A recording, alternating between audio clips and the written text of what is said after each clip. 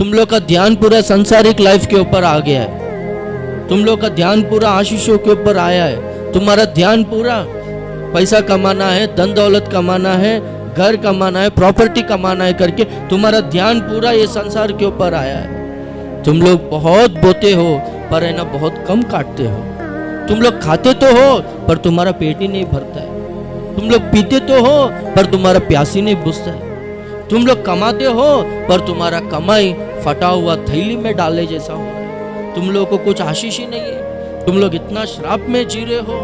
बबलोन नगर से तुम लोग छुटकारा पाकर यरूशलेम में जी रहे हो तो भी तुम्हारे जीवन में कुछ भी आशीष नहीं है। आओ सब लोग मिलकर पश्चाताप करो, मन फिराओ, परमेश्वर की ओर फिरो। फिर से ये परमेश्वर का भवन बांधने के लिए सब लोग इकट्ठा होकर आ जाओ। परमेश्वर हमको सहायता करेगा। ये भवन का जो पिछला महिमा है पहला महिमा से बढ़ेगा, पहला महिमा से अधिक होगा करके कहता है। Praise the Lord, hallelujah. वचन का ध्यान करेंगे। बाइबल में हग्गाई का किताब उसका 2 अध्याय और उसका 9वां वचन को हम पढ़ेंगे। इस भवन की पिछली महिमा इसकी पहली महिमा से बड़ी होगी। सेनाओं के यहोवा का यही वचन है और इस स्थान में मैं शांति दूंगा। सेनाओं के यहोवा की यही वाणी है। हालेलुया।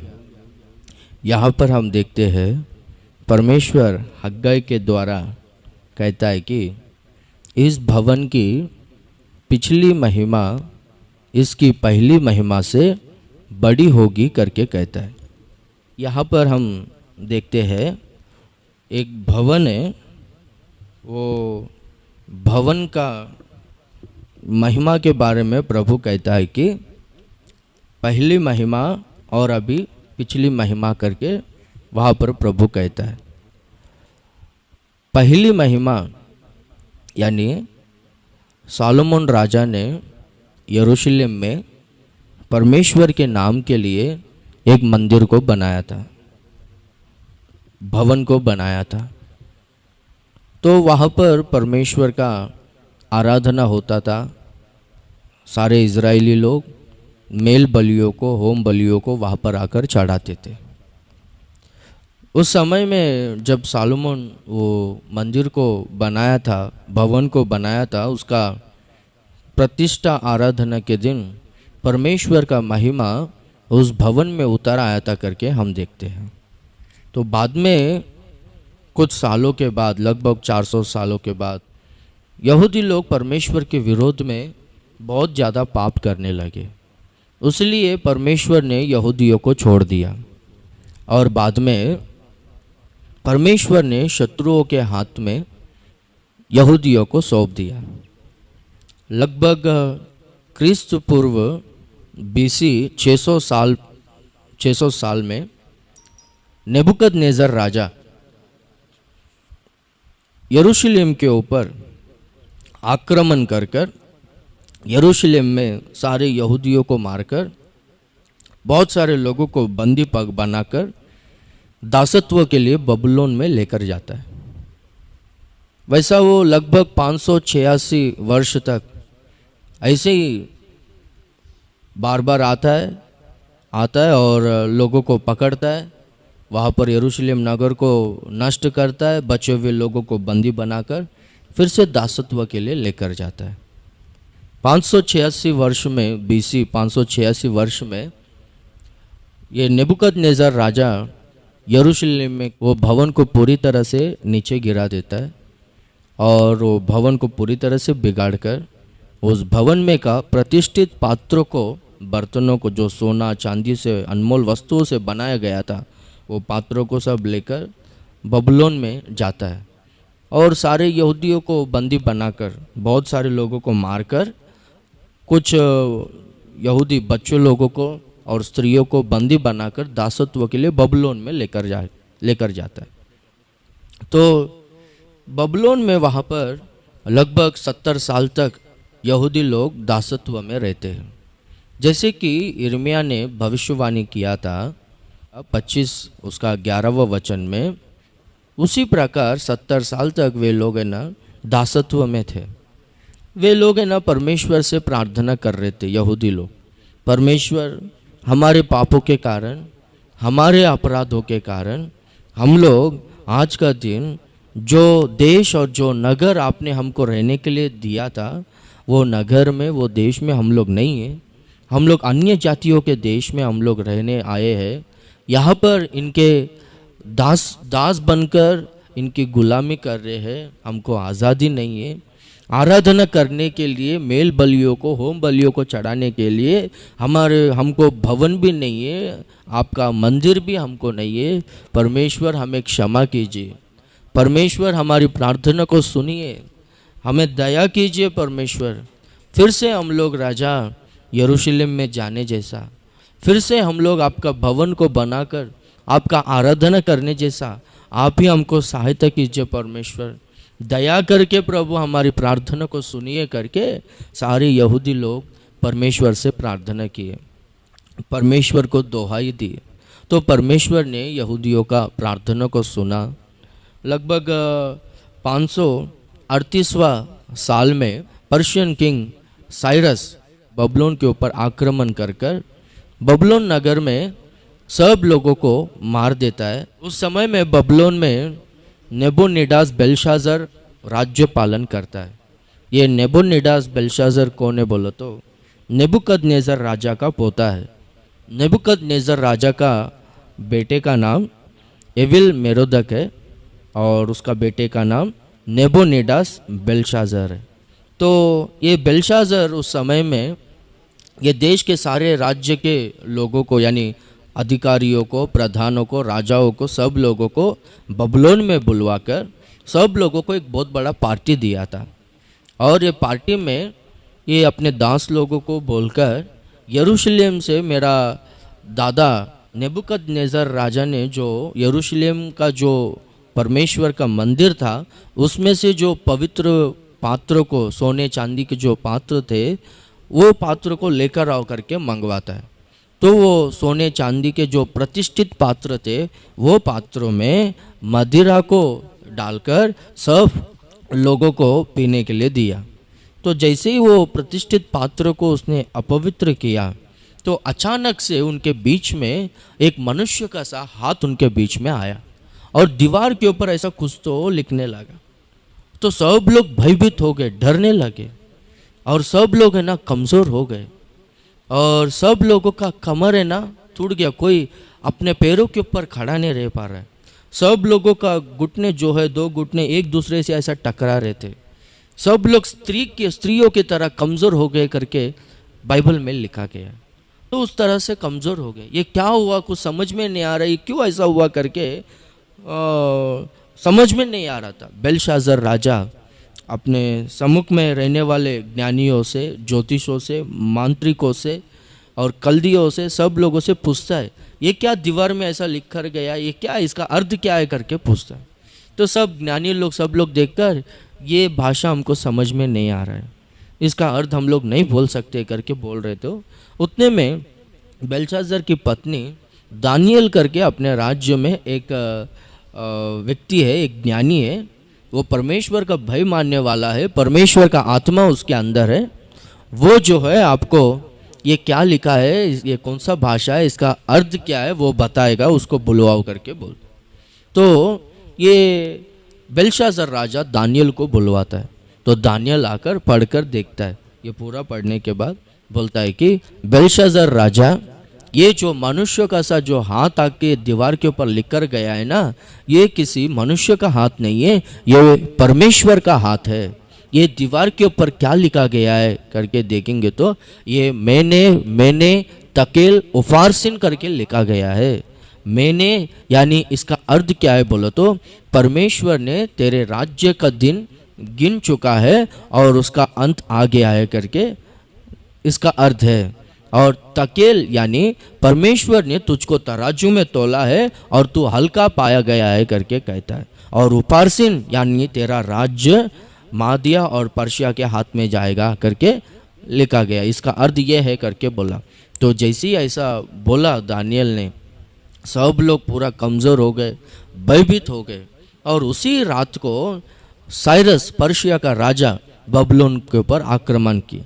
साधारण से रात के समय में कोई भी बबलोन नगर में ना एंट्री नहीं कर सकता है, क्योंकि नेबुकदनेस्सर राजा ने ना बबलोन नगर को ना बहुत अच्छी तरह से बनवा के रखा था।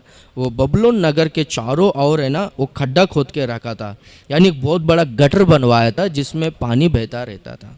तो रात के समय में बबलोन नगर से बाहर जाने के लिए और अंदर आने के लिए सिर्फ एक ही रास्ता रहता था, वो एक ब्रिज की तरह बनवाया था। तो रात के समय में सब लोग क्या करते थे, वहाँ के चौकीदार लोग सब लोग अंदर आने के बाद वो ब्रिज को ऐसा ऊपर उठा लेते थे और वो पूरा रास्ता पूरा बंद हो जाता था। कोई बबलोन नगर से बाहर नहीं जा सकता था और अंदर नहीं आ सकता था। तो उस दिन क्या हो गया, जब बेलशाज़र राजा लगभग 538वां वर्ष में, बीसी 538वां वर्ष में, ये मदिरा को डालकर प्रतिष्ठित पात्रों को अपवित्र किया, परमेश्वर के प्रतिष्ठित पात्रों को जब इसने अपवित्र किया, तभी परमेश्वर आकर लिखकर कहता है कि तेरा राज्य का दिन गिना गया है, तेरा राज्य का अंत आ गया है, तो तराजू में तौला गया पर हल्का पा गया और तेरा राज्य मादिया और पर्शिया के हाथ में गया करके जब ऐसा बोलता है तो सब लोग है ना कमज़ोर होते हैं। सब लोगों का पैर एक दूसरे से टकराने लगता है, दोनों पैर घुटना एक दूसरे से टकराने लगता है। कोई भी अपना पैरों के ऊपर खड़ा नहीं रह पाता है। बाहर जो चौकीदार वो जो फाटक के पास, यानी वो जो ब्रिज के पास रहता है, जो ब्रिज उठाने वाला रहता है, वो भी पैरों के ऊपर खड़ा नहीं रह पाया। तो उसके वजह से वो ब्रिज ऊपर नहीं उठा पाया। तो उस दिन रास्ता खुला था। साइरस राजा आकर ये बबलोन राज्य के ऊपर, ये नगर के ऊपर आक्रमण कर सब लोगों को जान से मार दिया। और उस तरह से बबलोन का जो नगर है, बबलोन का जो राज्य है, पर्शिया का राजा साइरस के हाथ में आ गया। हिंदी में कुस्त्र करके कहते, उनके हाथ में आ गया। और ये जो साइरस राजा जो था, ये नेबुकदनेस्सर राजा के तरह नहीं था। नेबुकदनेस्सर राजा बहुत कठोर दिल का था, बहुत अहंकारी था, ये खुद को ही ईश्वर समझता था। ये बबलोन नगर में एक सोने का बहुत बड़ा मूर्ति को तैयार करके लोगों से कहता है कि सब जाति के लोग ये मूर्ति को दंडवत करो, अगर दंडवत नहीं करोगे तो तुम लोगों को आग के बट्टे में डालूंगा करके कहते। वैसा ये नेबुकदनेस्सर राजा के तरह ये कठोर दिल का नहीं था। ये जो कुस्र राजा था, ये ना फ्रीडम दिया, आज़ादी दिया। तुम लोग जिस ईश्वर को तुम लोग आराधना करना चाहते हो, उपासना करना चाहते हो, उस ईश्वर को आराधना करो, उस ईश्वर को उपासना करो। तुम लोग मंदिर बांधना चाहते हो, मंदिर बांधो, मैं तुमको हेल्प करूंगा करके ये फ्रीडम दिया था, आज़ादी दिया था लोगों को। तो उस समय में 536वां बीसी में, उस वर्ष में ये यहूदी लोग और यहूदी का जो गवर्नर था जेरुब्बाबेल, ये जो है जेरुब्बाबेल को साइरस राजा ने यहूदियों के ऊपर गवर्नर ठहराया था, अधिकारी ठहराया था। तो ये जेरुब्बाबेल और कुछ यहूदी लोग साइरस राजा के पास जाकर रिक्वेस्ट करते हैं कि राजा, हम लोग यरूशलेम में रहने वाले यहूदी लोग हैं, यरूशलेम में हमको एक अच्छा परमेश्वर का मंदिर, परमेश्वर का भवन हुआ करता था, वहाँ पर हम लोग परमेश्वर का आराधना करते थे, मेल बलियों को और होम बलियों को वहाँ पर चढ़ाते थे, हम लोगों को बहुत अच्छा था। अभी आराधना करने के लिए, सेवा करने के लिए हमको परमेश्वर का भवन नहीं है, आप ही सहायता कीजिए, हम पर अनुग्रह कीजिए, कृपा करके आप हमको यरूशलेम में हम लोग जाकर मंदिर को बांधने के लिए सहायता कीजिए, परमिशन दीजिए करके इन लोग रिक्वेस्ट करते हैं। तो साइरस राजा जो है, आप लोग यरूशलेम में जाओ, जाकर तुम्हारा परमेश्वर का एक मंदिर को बनाओ करके कहता है। तो जेरुब्बाबेल राजा के परमिशन से लगभग 42,000 यहूदियों को अपने साथ में लेकर यरूशलेम में आता है। देखो 606 वर्ष में नेबुकदनेस्सर राजा यरूशलेम नगर के ऊपर आक्रमण करता है और 536वां वर्ष में बबलोन से यरूशलेम को 42,000 यहूदी लोग चले जाते हैं। यानी लगभग 70 साल तक इन लोग दासत्व में थे। बाइबल में जो कुछ भी लिखा गया है, हर वचन, हर भविष्यवाणी वो पूरा 100% पूरा होता है। तो 70 साल तक वे लोग वहाँ पर दासत्व में थे। 536वां वर्ष में, BC 536वां वर्ष में वे लोग जो है यरूशलेम को आए और वहाँ पर परमेश्वर का भवन बनाना वे लोग चालू करते, फाउंडेशन डालते। वो काम करते वक्त जो है अगल बगल के कुछ देश लोग, सामरी लोग, वे लोग आकर तुम लोग ये भवन को नहीं बनाने का, यहाँ पर तुम लोग काम नहीं करने का, ये मंदिर को तुम लोग नहीं बनाने का करके उन लोगों को रोकते, अड़चन करते हैं और पर्शिया राजा को, साइरस राजा को लेटर लिखते हैं इनके और भड़काते उनको, इनके खिलाफ जो है बहुत अच्छा बुरा सब कुछ उन लोग लिख देते। ये लोग अच्छे लोग नहीं हैं, अगर इन लोग परमेश्वर का भवन बनाएंगे तो सब लोग इकट्ठा हो जाएंगे और बाद में उन लोग ये लोग तुम्हारे ऊपर ही तुम लोग का विरोध करके लड़ाई करेंगे, ऐसा होगा, इन लोग सही लोग नहीं है करके इनके विरोध में पूरा गलत लेटर को लिखकर राजा को भड़काया। तो साइरस राजा जो है ये काम को रोक दिया, काम रोक दो करके 534वां वर्ष में, BC 534वां वर्ष में ये काम पूरी तरह से रुक गया था। तो जब ये काम पूरी तरह से रुक गया तो सब लोग उदास हो गए, निराश हो गए।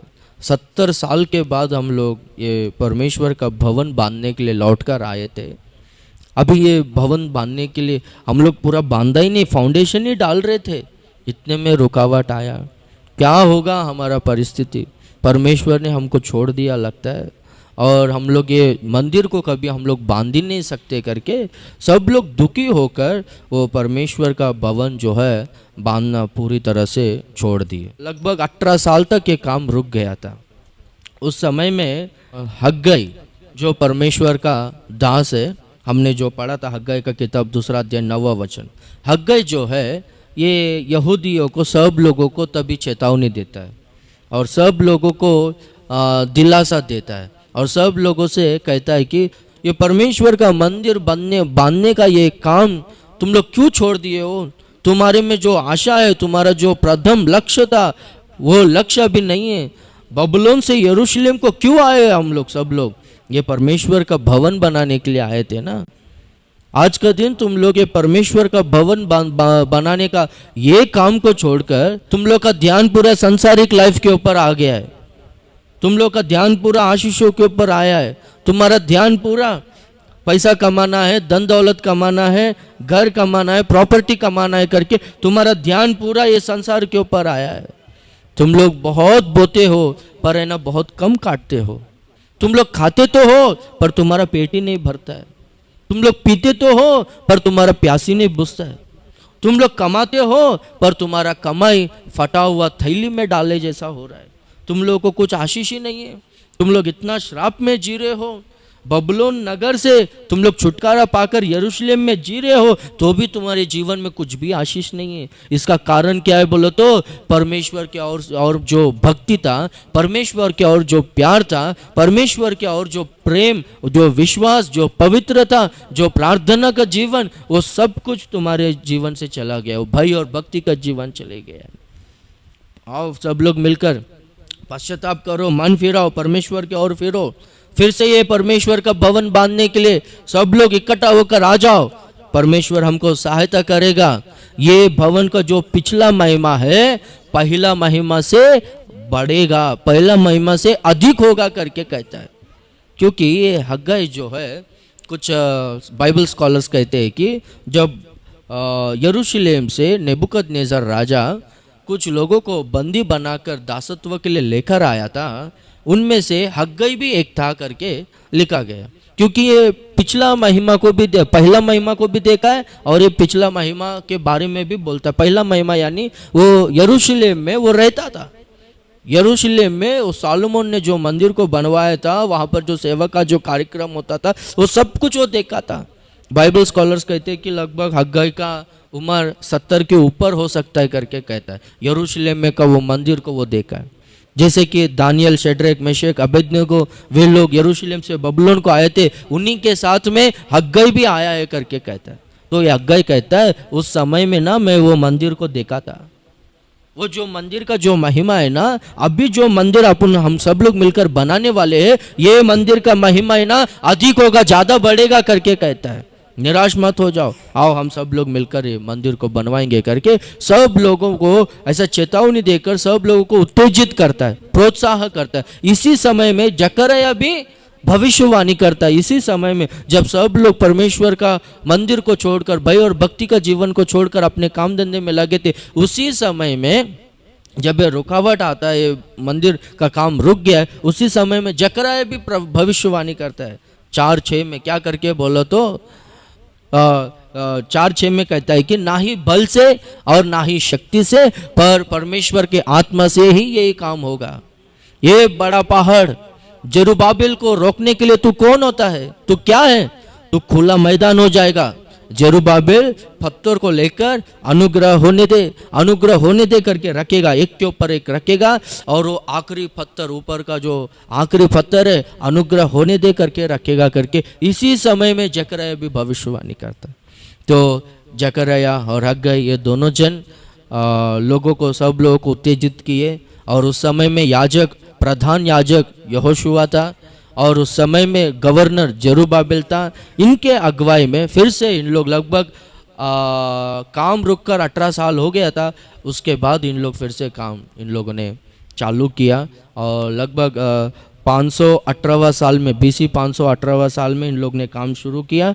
तो 516वां साल में ये काम जो है पूरी तरह से तैयार हुआ। यरूशलेम में परमेश्वर का भवन गिराया गया। 70 साल बाद फिर से यरूशलेम में भवन बनाया गया, 516वां साल में करके हम इतिहास में देखते, चरित्र में हम लोग देखते हैं। तो परमेश्वर का जो कुछ भी वादा है वो पूरा होता है। देखो, और जब ये परमेश्वर का भवन पूरी तरह से बनाया गया तो परमेश्वर का महिमा इस भवन में उतर आया करके हम लोग देखते हैं।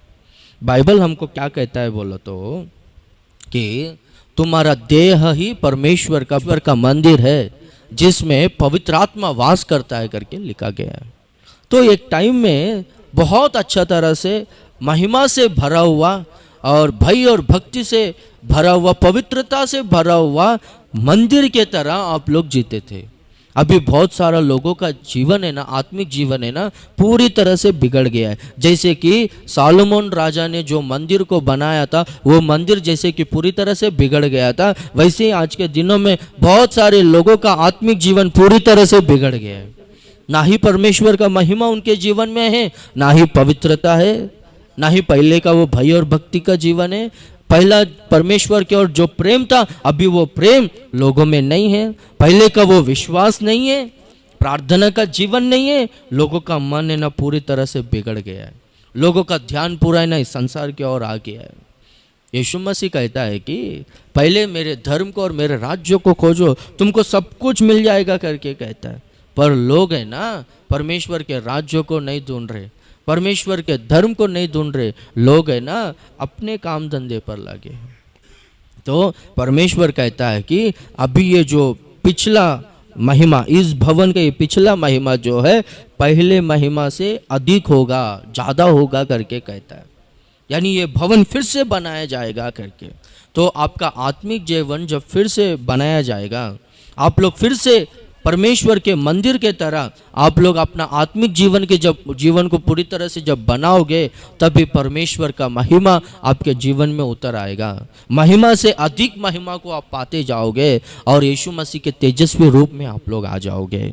यहूदी लोग जैसे कि उन लोगों ने पाप किया था करके वो मंदिर बिगड़ गया था, उन लोग ने पश्चाताप करके फिर से परमेश्वर का अनुग्रह को पाकर फिर से जैसे कि उन लोगों ने मंदिर को बनाया था, वैसे ही आप लोग भी पश्चाताप करके आपके पापों के विषय में, अपराधों के विषय में, गलतियों के विषय में पश्चाताप करके प्रार्थना करो।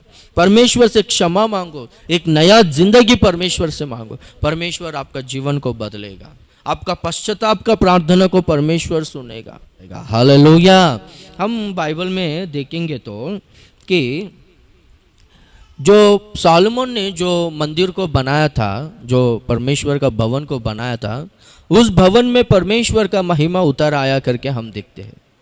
पर यहाँ पर हग्गाई में परमेश्वर क्या कहता है बोलो तो, अभी जो ये जो पिछली महिमा है, अभी जो जेरुब्बाबिल और याजक यहोशुआ के अगुवाई में जो अभी मंदिर बनवाया जाएगा, जो मंदिर बांधा जाएगा, ये मंदिर का महिमा, अभी का जो महिमा है वो पहले की महिमा से अभी ज़्यादा होगा, अधिक होगा करके कहता है।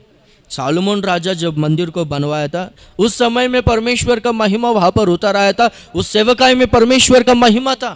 पर अभी जो जेरुब्बाबेल और याजक यहोशुआ के अगुवाई में जो अभी जो मंदिर बनाया गया है, इस मंदिर में ये मंदिर में पहले से ज़्यादा महिमा इस मंदिर में उतर आएगा, पर पहले से ज़्यादा महिमा, अधिक महिमा इस सेवकाई में रहेगा करके क्यों परमेश्वर कहता है बोलो तो जेरुब्बाबेल के अगुवाई में बनाया गया ये जो मंदिर है, ये मंदिर है ना बहुत सारे रुकावटों के बीच में, बहुत सारे समस्याओं के बीच में, बहुत सारे तकलीफों के बीच में, अड़चनों के बीच में, बहुत सारे पॉलिटिक्स प्रेशर्स के बीच में ये जो है मंदिर बनवाया गया। सालोमन राजा के टाइम में कुछ भी अड़चन नहीं था, रोकने वाला कोई नहीं था, सब कुछ शांति था, कोई लड़ाई करने वाला कोई नहीं था। पर अभी का जो जेरुब्बाबेल के टाइम में जो मंदिर बनवाया गया है, इस समय में जो है इस मंदिर को बनवाने के समय में बहुत सारा अड़चन आया था, बहुत सारा समस्या आया था, बहुत सारा रुकावट आया था, बहुत सारा पॉलिटिकल प्रेशर्स आया था। इसलिए परमेश्वर कहता है कि ये बहुत सारे समस्याओं, दुखों और रुकावटों के बीच में मंदिर को बनाया है ना, इसलिए ये सेवकाई, ये मंदिर में पहले का महिमा से ज़्यादा महिमा ये मंदिर में होगा करके कहता है। आपका जीवन चाहे कितना भी दुख परेशानियों से होकर गुजरे, चाहे कितने भी मुसीबतों से होकर गुजरे, आप लोग परमेश्वर को कभी छोड़ने का नहीं। आप लोग परमेश्वर में विश्वास में अटल रहना चाहिए, स्थिर रहना चाहिए, प्रार्थना में आप लोग स्थिर रहना चाहिए, आत्मिक जीवन में और बढ़ते रहना चाहिए, और आपका जीवन को, आत्मिक जीवन को पूरी तरह से परमेश्वर के तेजस्वी रूप में मुझे बदलना है करके अपना जीवन को प्रभु के आगमन के लिए तैयार करते रहना चाहिए। पर ये जो काम है आपके जीवन में रुकना नहीं चाहिए। चाहे कितना भी निंदा आए, आरोप आए, आर्थिक तकलीफ आए, बीमारी आए, चाहे कितना भी महामारी आए, चाहे कितना भी समस्या आए, रुकावट आए, कुछ भी आए, ये काम रुकना नहीं चाहिए। तो मुसीबतों के बीच में, तकलीफ़ों के बीच में, समस्याओं के बीच में ये मंदिर बनवाया गया। देखो पौलुस क्या कहता है बोलो तो, पुराना नियम में जो सेवकाई था, वो सेवकाई का जो महिमा है वो घटते गया, घटते गया, घटते गया करके कहता है। ये जो नया नियम का सेवकाई जो है, ये महिमा से अधिक महिमा में, महिमा से अधिक महिमा में बढ़ते जाएगा करके कहता है। क्योंकि पेंतिकोस्त के दिन जब वो कलीसिया का स्थापन हुआ, उस समय से हम लोग देखते हैं कि बहुत सारे अड़चन आए, बहुत सारे रुकावट आए, बहुत सारा परेशानियां आया, बहुत सारा समस्या आया करके हम देखते। प्रेरितों को जान से मार दिए, कलीसिया को बहुत सारे लोग सताए करके, लगभग 2000 साल से कलीसिया को लोग सताते ही आ रहे। प्रार्थना करने वालों को, कलीसिया को, सेवक लोगों को लोग मार रहे। ऐसा बहुत सारे अड़चनों के बीच में ये कलीसिया ना बनते जा रहा है। इसलिए ये कलीसिया में, ये सेवकाई में महिमा अधिक होगा करके वचन कहता है। Praise the Lord, hallelujah. और एक बात को हम लोग देखेंगे तो हग्गाई में कहता है कि ये जो पिछली महिमा, इस भवन की पिछली महिमा पहली महिमा से अधिक होगा करके कहता है। इसका कारण, दूसरा कारण क्या है बोलो तो, सालोमन राजा वो भवन को जब बनवा रहा था, लोगों को ना पैसा देकर, लोगों को धन देकर ये मंदिर का काम को बनवाया था करके हम देखते हैं बाइबल में। पर ये मंदिर को बनाते वक्त है ना, कोई भी जेरुब्बाबेल होने दो या याजक यहोशुआ होने दो या कोई भी होने दो, काम करने वालों को पैसा दिया करके हम लोग नहीं देखते। उस समय में मंदिर बनवाते वक्त है ना, वो मंदिर बनाने वाले, काम करने वाले लोग पैसा लेकर काम किए। पर यहाँ पर जो है बिना पैसा लेकर इन लोग जो है इच्छा पूर्वक, प्रेम से इन लोगों ने काम किया करके हम देखते। इसीलिए ये मंदिर में परमेश्वर का महिमा ज़्यादा होगा करके कहता है। क्योंकि यहाँ पर जो है लोगों ने ना पैसा लेकर काम नहीं किया, वहाँ पर लोगों ने पैसा लेकर काम किया। आज के दिनों में बहुत सारे लोग हैं ना चर्च को आते, क्यों आते बोलो तो आशीषों के लिए आते। क्यों आ रहे हो चर्च को बोलो तो, चर्च को जाएंगे तो हमको आशीर्वाद मिलेगा, हमारा ज़रूरत पूरा होगा, परमेश्वर हमारा प्रार्थना को सुनेगा, घर में शांति देगा, बीमारी से छुटकारा देगा, हमको घर देगा, गाड़ी बंगला देगा, परमेश्वर हमको आशीर्वाद देगा करके आशीषों के लिए लोग है ना चर्च को आते हैं। यानी मतलब ही लोग है, ये भवन में परमेश्वर का महिमा पहले से ज़्यादा अधिक होगा, ज्यादा महिमा इनको मिलेगा। इसका कारण क्या है बोलो तो ये लोग है ना पैसे के लिए काम नहीं किया। तो आप लोग जो है आशीषों के लिए परमेश्वर के पास नहीं आना चाहिए, पर परमेश्वर के लिए आप लोग आना चाहिए। आप लोग जो है स्वार्थी लोग और मतलबी लोग नहीं रहना चाहिए, हमको कुछ भी मिलेगा करके। एक लड़का चर्च को नहीं आ रहा, क्या हो गया करके अपना चर्च वाला पूछा तो अरे क्या उधर चर्च को आते हैं तो हम लोगों को खाना ही नहीं देता खाने के लिए करके बोलते। और कुछ लोग चर्च को क्यों आते हैं बोलो तो, मेंबरशिप क्यों लिखते हैं बोलो तो, चर्च को जाएंगे तो हम लोगों का घर में कोई भी मरेगा तो मैयत होगा, शादी करेंगे, शादी रहेगा तो शादी करेंगे, या कुछ भी फंक्शंस रहेगा तो वो करेंगे, ऐसा। यानी मतलबी लोग है, कुछ ना कुछ उनको मिलेगा करके या फिर आशीषों के लिए चर्च को आते। ऐसे लोगों के ऊपर परमेश्वर का महिमा नहीं रहता। परमेश्वर का महिमा किन के ऊपर आता है बोलो तो, जो लोग है ना पूरे दिल से पूर्ण हृदय से परमेश्वर से प्रेम करते हैं, परमेश्वर के पास आकर आत्मा और सच्चाई से परमेश्वर का आराधना करते हैं, परमेश्वर का सेवा जो है इच्छा पूर्वक करते हैं, इच्छा पूर्वक परमेश्वर के सेवकाई में निमग्न रहते हैं, वे लोगों के ऊपर परमेश्वर का महिमा ज़्यादा होगा करके लिखा गया। हालेलुया। और एक विषय को हम देखेंगे तो तीसरा विषय जो सालोमन के दिनों में बनाया गया वो मंदिर के ऊपर जो महिमा था उससे ज़्यादा महिमा जेरुब्बाबेल के दिनों में बनाया गया इस मंदिर के ऊपर होगा। इसका कारण, तीसरा कारण क्या है बोलो तो, जकरया 4:6 में कहता है कि ना ही बल से, ना ही सामर्थ्य से और ना ही शक्ति से, परंतु पवित्र आत्मा के द्वारा ही ये काम होगा करके वहां पर कहता है। ये बड़ा पहाड़ जेरुब्बाबेल को रोकने के लिए तू कौन है और तू क्या है? तू उसके सामने से हट जाएगा और खुला मैदान हो जाएगा। अनुग्रह होने दे, अनुग्रह होने दे, अनुग्रह होने दे करके वो पत्थर को पकड़कर एक एक पत्थर को वो रखते जाएगा और मंदिर का काम को पूरे तरह से कर देगा। ऊपर का पत्थर को अनुग्रह होने दे करके वो रख देगा। जेरुब्बाबेल को कोई रोक नहीं सकता, चाहे वो बड़ा पहाड़ होने दो, चाहे वो राजा होने दो, अधिकारी होने दो, चाहे वो कोई भी पॉलिटिक्स व्यक्ति, नेता होने दो, कोई भी होने दो, ये पहाड़ तो सामने से हट जाएगा, खुला मैदान हो जाएगा। क्योंकि ये काम जो है लोगों के बल से, लोगों के सामर्थ्य से, लोगों के बुद्धि और ज्ञान से नहीं हो रहा है, पर यह काम है ना पवित्र आत्मा के द्वारा हो रहा है। हालेलुया। ये काम है ना परमेश्वर के अनुग्रह के द्वारा हो रहा है। तो ये जो भवन है पवित्र आत्मा के द्वारा बनाया गया है, ये जो भवन है परमेश्वर के अनुग्रह के द्वारा बनाया गया है। उसी रीति से आपका जीवन जो है, आत्मिक जीवन, पवित्र आत्मा के द्वारा बनाया जाना चाहिए। आपका जीवन पवित्र आत्मा के अगुवाई में रहना चाहिए। आप लोग परमेश्वर का कृपा को, परमेश्वर का अनुग्रह को पाना चाहिए। तो आप लोग का जीवन पूरी तरह से आत्मिक मंदिर जैसा बनना चाहिए। ये है ना पवित्र आत्मा के द्वारा होना चाहिए। पवित्र आत्मा का अभिषेक को पाओ।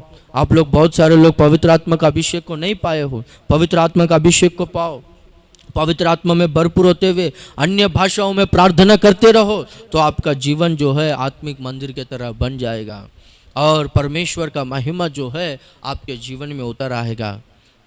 दूसरा कोरिन्थी 3:18 में हम देखते हैं तो महिमा से अधिक महिमा को पाएंगे और पवित्र आत्मा के द्वारा यीशु मसीह के तेजस्वी रूप में आएंगे करके वहां पर लिखा गया है। पवित्र आत्मा के द्वारा हम लोग महिमा से अधिक महिमा को पाएंगे और यीशु मसीह के तेजस्वी रूप में आएंगे करके लिखा गया है। इसलिए परमेश्वर का अनुग्रह और पवित्र आत्मा का अभिषेक जो है बहुत ज़रूरी है। एक टाइम में आपका जीवन जो है बहुत अच्छा था, अच्छा विश्वास में थे, परमेश्वर से बहुत प्यार करते थे, प्रार्थना ज़्यादा करते थे। अभी क्या हो गया बोलो तो आत्मिक जीवन पूरी तरह से बिगड़ गया है। तो फिर से आपका आत्मिक जीवन जो है पूरी तरह से आप लोग बना लो, आत्मिक मंदिर की तरह बना लो। पश्चाताप से प्रार्थना करो, आपका जीवन बदल जाएगा। पहले से अधिक महिमा आप लोग प्राप्त करोगे, पहले से अधिक आशीषों को आप लोग प्राप्त करोगे। आपका जीवन अगर स्थिर रहेगा, आप लोग का जीवन फिर से बन जाएगा प्रभु में, तो पहले से अधिक आशीष, दुगना आशीष आपको मिलेगा, पहले से अधिक महिमा आपको मिलेगा, पहले से अधिक अच्छा जीवन आप लोग जियोगे। पर अभी तक आपकी लाइफ में फेल हुए रहेंगे, पर आपका जीवन अगर पूरी तरह से बन जाएगा तो आप लोग जो है अभी से इसके बाद जो है एक सफल जीवन, एक सक्सेसफुल लाइफ जो है आप लोग जियो।